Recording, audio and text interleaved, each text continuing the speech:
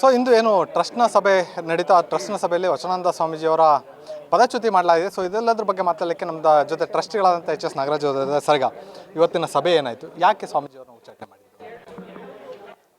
ನಿಮಗೆಲ್ಲರಿಗೂ ಗೊತ್ತಿರೋ ಹಾಗೆ ಸುಮಾರು 3 ತಿಂಗಳಿಂದನೂ ಈ ಒಂದು ಬೆಳವಣಿಗೆ ನೋಡ್ತಾ ಇದ್ರಿ. ರಾಜ್ಯದ ಜನತೆಗೆ ಎಲ್ಲರಿಗೂ ಇದು ಮಾಹಿತಿ ಇತ್ತು. ಏನು ಧಾರ್ಮಿಕವಾಗಿ ಈ ಮಠವನ್ನು ಬೆಳೆಸಬೇಕು ಅಂತ ಏನು ಪೀಠವನ್ನು ಕಟ್ಟಿ ಇವತ್ತು ಧರ್ಮ ಪ್ರಚಾರ ಮಾಡಬೇಕು, ಸಮಾಜವನ್ನು ಬೆಳೆಸಬೇಕು, ಧರ್ಮದ ಕಾರ್ಯಗಳನ್ನು ಮಾಡಬೇಕು ಅನ್ನೋ ಉದ್ದೇಶದಿಂದ ಒಂದು ದೊಡ್ಡ ಸಮಾಜ ರಾಜ್ಯದಲ್ಲಿ ಸುಮಾರು 90 ಲಕ್ಷದ ಮೇಲಿರುವಂಥ ಸಮಾಜದ ಜಗದ್ಗುರುಗಳಾಗಿ ಅವರನ್ನು ನೇಮಕ ಮಾಡಿದ ನಂತರ ಸುಮಾರು 8 ವರ್ಷದ ನಂತರನೂ ಕೂಡ ಅವರು ಯಾವುದೇ ಒಂದು ಧಾರ್ಮಿಕ ಕಾರ್ಯಕ್ರಮದಲ್ಲಿ ಚಟುವಟಿಕೆಗಳಲ್ಲಿ ಅವರು ಭಾಗವಹಿಸ್ತಿರೋದು ಸಮಾಜಕ್ಕೆ ಒಂದು ನೋವು ತಂದಿತ್ತು. ಅವರು ಇತ್ತೀಚೆಗೆ ದಿನಗಳಲ್ಲಿ ಮಠದ ಹೆಸರಿನಲ್ಲಿ ರಾಜಕೀಯ ಪ್ರಾರಂಭ ಮಾಡಿದರು. ಆಮೇಲೆ ಸಮಾಜ ಒಡೆಯುವಂಥ ಕೆಲಸ ಮಾಡಿದರು.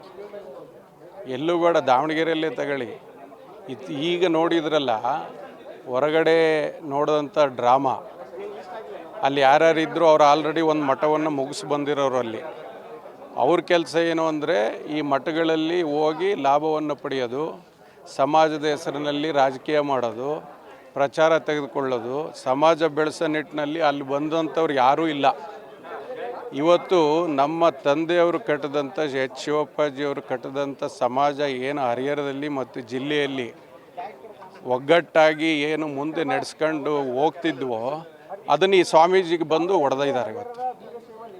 ಇವತ್ತು ಇಷ್ಟು ವರ್ಷದಲ್ಲಿ 8 ವರ್ಷ ಆಗಿ ಪೀಠಕ್ಕೆ ಬಂದ ನಂತರನ ಶಿವಪ್ಪರ ಮನೆ ಅವರಿಗೆ ಗೊತ್ತಿರಲಿಲ್ಲ, ಶಿವಪ್ಪರ ಸಮಾಧಿ ಅವರಿಗೆ ಗೊತ್ತಿರಲಿಲ್ಲ. ಈ ಹೋದ ವಾರ ಈ 15 ದಿವಸದಿಂದ ನಮ್ಮ ತಂದೆಯವ್ರ ಮನೆ ಅವ್ರಿಗೆ ಗೊತ್ತಾಗಿದೆ. ಈ ನಿಟ್ಟಿನಲ್ಲಿ ಇವರು ಕಾರ್ಯೋನ್ಮುಖ, ಯಾರ್ಯಾರನ್ನಾರು ಎತ್ಕಟ್ಟಂಥ ಕೆಲಸ, ಧರ್ಮವನ್ನು ಬಿಟ್ಟು ಇವರು ರಾಜಕೀಯ ಮಾಡೋಂಥ ಕೆಲಸ, ಈ ನಿಟ್ಟಿನಲ್ಲಿ ಸಾಗ್ತಿದ್ದಂಥ ಸಂದರ್ಭದಲ್ಲಿ ಇದು ಸಮಾಜದ ಮುಖಂಡರು ಮತ್ತು ಟ್ರಸ್ಟಿಗಳಿಗೆ ಇದು ನೋವು ತರೋಂಥ ಕೆಲಸ ಆಗಿತ್ತು. ವರ್ತನೆ ಸರಿ ಇಲ್ಲ, ರಾಜಕಾರಣ. ಆಮೇಲೆ ಇವ್ರದ್ದೆಂಥ ಕೆಟ್ಟ ಸ್ವಭಾವ ಅಂದರೆ ಎಲ್ಲ ನಾಯಕರದು ಮಾತುಗಳನ್ನು ರೆಕಾರ್ಡ್ ಮಾಡ್ಕೊಳ್ಳೋಂಥ ಸ್ವಾಮಿಗಳಾಗಿ ನಮಗೆ ಎಂಥ ಸಮಾಜಕ್ಕೆ ಒಂದು ಕೆಟ್ಟ ಹೆಸರು ಬಂದಿದೆ ಅಂತಂದರೆ, ಎಲ್ಲ ದೊಡ್ಡ ದೊಡ್ಡ ನಾಯಕರ ಫೋನನ್ನು ರೆಕಾರ್ಡ್ ಮಾಡ್ಕೊಳ್ಳುತ್ತೆ ಈ ಸ್ವಾಮಿ. ಇಲ್ಲಿವರೆಗೂ ಯಾರ್ಯಾರು ಇವರಿಗೆ ಬೆನ್ನೆಲುಬಾಗಿ ನಿಂತಿರ್ತಾರೋ ಅವ್ರನ್ನ ಬಿಡೋದು ಮತ್ತು ಇನ್ನೊಬ್ರನ್ನ ಎತ್ಕಟ್ಟೋದು. ಇವ್ರ ಬೆಳೆ ಯಾವಾಗ ಬೇಯಿಸ್ಕೊಳಕ್ಕಾಗಲ್ವೋ ಇನ್ನೊಬ್ರನ್ನ ಎತ್ಕಟ್ಟಿ ಇವತ್ತು ರಾಜಕೀಯವನ್ನು ಮಾಡೋಂಥ ನಿಟ್ಟಿನಲ್ಲಿ ಸ್ವಾಮೀಜಿ ಸಾಗ್ತಿದ್ದಕ್ಕೋಸ್ಕರ ಈ ಒಂದು ಕಠಿಣ ನಿರ್ಣಯವನ್ನು ಸಮಾಜ ಮತ್ತು ಟ್ರಸ್ಟ್ ತೆಗೆದುಕೊಂಡಿದೆ. ಸರ್, ಇವತ್ತು ಎಷ್ಟು ಜನ ಟ್ರಸ್ಟಿಗಳು ಪಾಲ್ಗೊಂಡಿದ್ರಿ? ಜೊತೆಗೆ ಸ್ವಾಮೀಜಿಯವರು ಏನಾರು ಈ ಮೀಟಿಂಗಲ್ಲಿ ಪಾಲ್ಗೊಂಡ್ರೆ ಏನು ಸರ್? ಇವತ್ತು 15 ಜನ ಟ್ರಸ್ಟಿಗಳಲ್ಲಿ 13 ಜನ ಟ್ರಸ್ಟಿಗಳು ಭಾಗವಹಿಸಿ ಸರ್ವಾನುಮತದಿಂದ ಇವತ್ತು ವಜಾಗೊಳಿಸಲಾಗಿದೆ. ಎಲ್ಲರೂ ಒಗ್ಗಟ್ಟಾಗಿ ಇವರು ನಡ್ಕೊಂಡು ಬಂದಂಥ ದಾರಿಯನ್ನು ವಿರೋಧ ವ್ಯಕ್ತಪಡಿಸಿ ವಜಾಗೊಳಿಸಿದ್ದಾರೆ. ಈ ಬಗ್ಗೆ ಏನಾದ್ರು ಸ್ವಾಮೀಜಿ ಗಮನಕ್ಕೆ ತಂದಿದ್ದಾರೆ? ಇಲ್ಲ ಸ್ವಾಮಿ ಈಗ ಎಷ್ಟು ಗಡುವು ಏನಾದ್ರು ಕೊಡ್ತೀರಾ? ಸ್ವಾಮೀಜಿಯವರು ಪೀಠದಿಂದ ಹೊರಗೆ ಹೋಗ್ಲಿಕ್ಕೆ ಎಷ್ಟು ದಿನ ಏನಾದ್ರು ಟೈಮ್ ಏನಾದ್ರು ಕೊಟ್ಟಿದ್ದೀರಾ? ಹೇಗೆ? ಸ್ವಾಮೀಜಿಗೂ ಕೂಡ ಅವರು ಒಬ್ಬರು ಟ್ರಸ್ಟಿ ಆಗಿದ್ದರಿಂದ ಅವ್ರಿಗೂ ನೋಟಿಸನ್ನು ಕೊಟ್ಟಿದ್ದರು, ಆದರೆ ಅವರು ಭಾಗವಹಿಸಿಲ್ಲ. ಕಾನೂನು ಅದರ ರೀತಿ ಕ್ರಮ ತೆಗೆದುಕೊಳ್ಳುತ್ತೆ. ಅವರು ಗೌರವಯುತವಾಗಿ ಇವತ್ತೇನು ಟ್ರಸ್ಟ್ ನಿರ್ಣಯವನ್ನು ಮಾಡಿ ಇವತ್ತು ವಜಾಗೊಳಿಸಿದ್ದಾರೆ, ಗೌರವಯುತವಾಗಿ ಅವರೇ ನೈತಿಕತೆ ಇದ್ದರೆ ಮಠದಿಂದ ಅವರೇ ನಿರ್ಗಮಿಸಿದರೆ ಅವರಿಗೆ ಗೌರವ ಉಳಿಯುತ್ತೆ ಅನ್ನೋದು ನನ್ನ ಭಾವನೆ. ಅವರು ನಿರ್ಗಮಿಸಬೇಕು.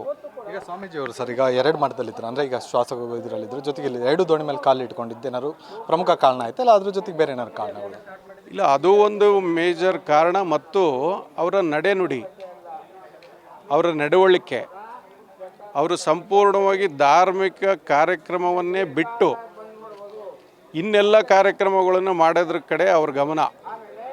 ಆಮೇಲೆ ಸ್ವಾರ್ಥತೆ, ಅವರ ಸ್ವಂತ ಬೆಳವಣಿಗೆ, ಸಮಾಜವನ್ನು ಒಡೆಯ ನಿಟ್ಟಿನಲ್ಲಿ ಇವತ್ತು 2A ಮೀಸಲಾತಿಯಲ್ಲೂ ಕೂಡ ಅವ್ರದ್ದು ಯಾವುದೇ ಪಾತ್ರವನ್ನು ತೋರಿಸದೆ ಸಮಾಜಕ್ಕೆ ಅನ್ಯಾಯ ಮಾಡಿದಂಥದ್ದು.